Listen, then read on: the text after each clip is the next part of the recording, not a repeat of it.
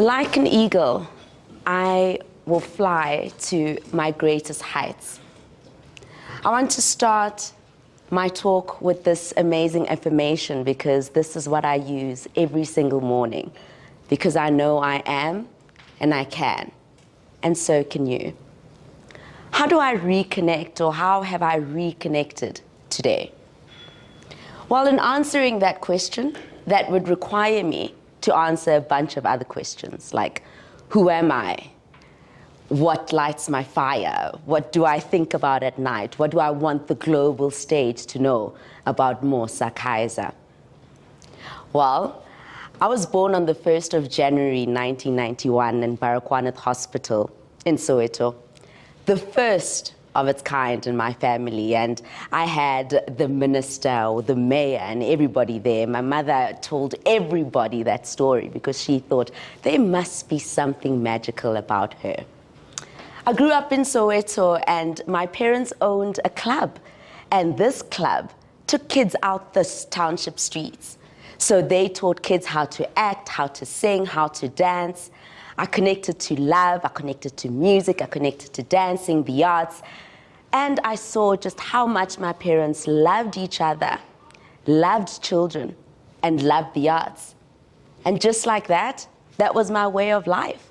It was simple for me. I didn't even have to think twice about it. If you had to wake me up in the morning and give me a script, I would do it for you instantly. I'd sing Brenda Fassie. I was that girl. When kids were learning 1 + 1 in school, the headmaster would call me down to the office to say, your mom is here to pick you up, to go and do Takalani Sesame, where I used to teach kids how to sing, dance, and do all the stuff that we do in school, but in a fun way on TV. I didn't think about school then. My mom was right by my side, my manager, my tutor, my entire world. That's all I needed. Just me and my mom, the arts, and my family. On the 24th of April, 2014, I got the most horrific news of my life. I felt a pain that I've never, ever felt before. One of loss. And you'd think, she broke up with her boyfriend of 6 years, because that was the only thing that mattered to me in that time. The only thing I thought did, or the only thing I thought would break me. This pain of loss was the loss of my matriarch, my mother, my manager, my world. I was in my honors year at Wits University, and I couldn't believe that was happening to me. I didn't cry. I know I didn't cry, because I woke up on Saturday that morning to go MC a Nike run with Maps, and I remember not telling anybody what had happened. My best friend dropped me off.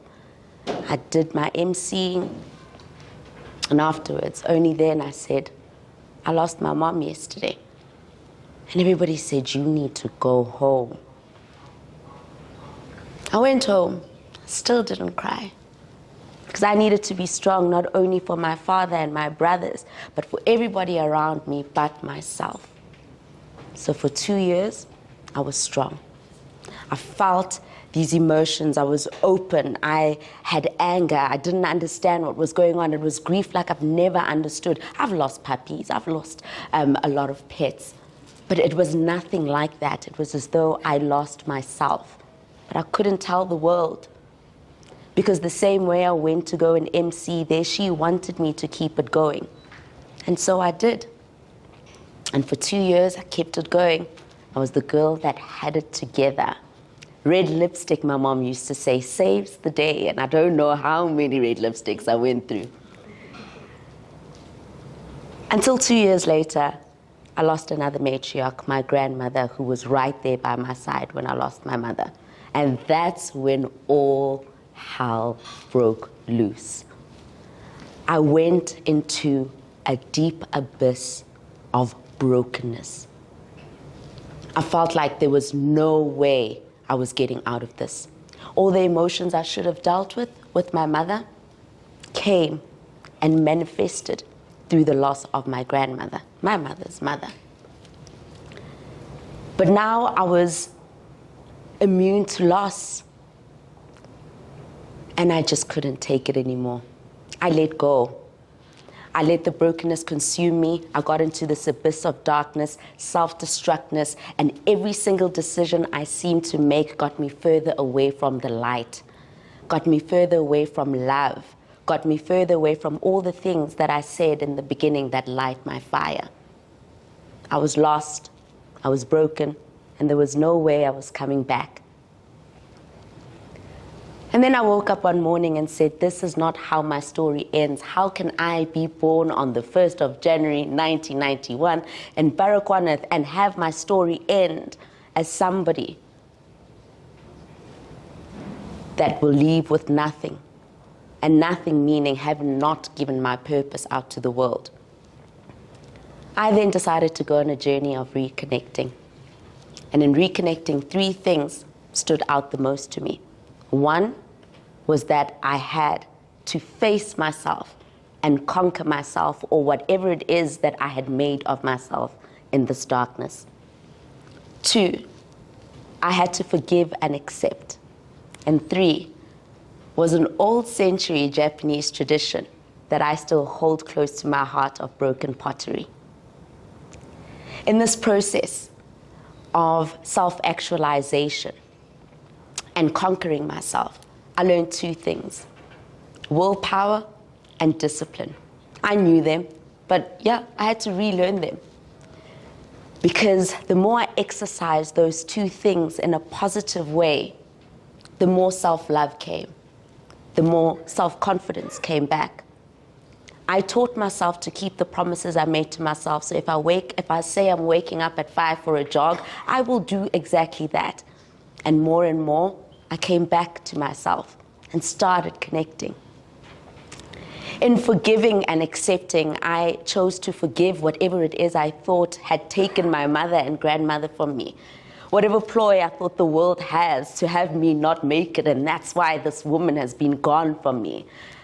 I had to forgive that, or any other idea I had in my head, or blame I had to the doctors or family members or whatever. I had to forgive all of that and forgive myself for allowing myself to go into that abyss and become this mess of a human being, from just losing my mother and excusing it to say, hey, this is how I connect to her, because I'm showing her that I can't live without her. That's not what she wanted.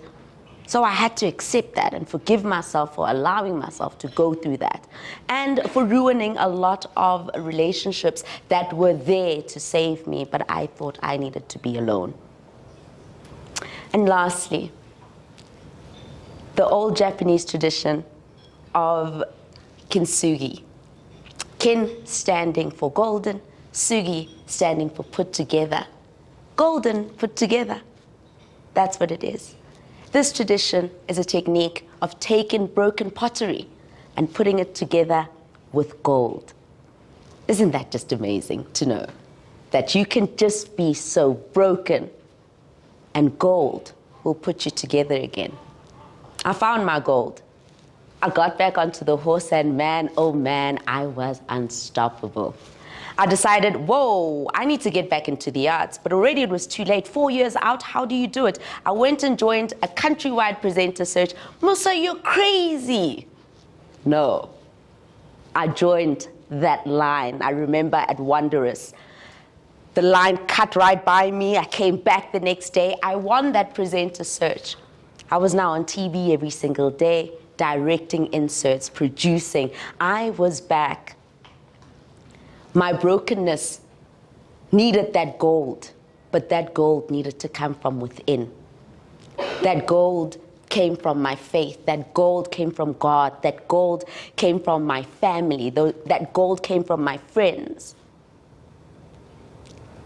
And from my brokenness, no matter how broken I was now an exquisite piece of art with a lot of cracks. But you can't see those cracks because all you see is gold. Isn't it so amazing to know, no matter what it is that you're going through, in me sharing this little bit about myself, that whatever it is that you're going through, you have your gold. That you too can stand up from anything in the world and fly high like an eagle, or be a wonderful design in a lounge like Japanese pottery. So I want to leave with you today. I want you to think about every time anything breaks around you.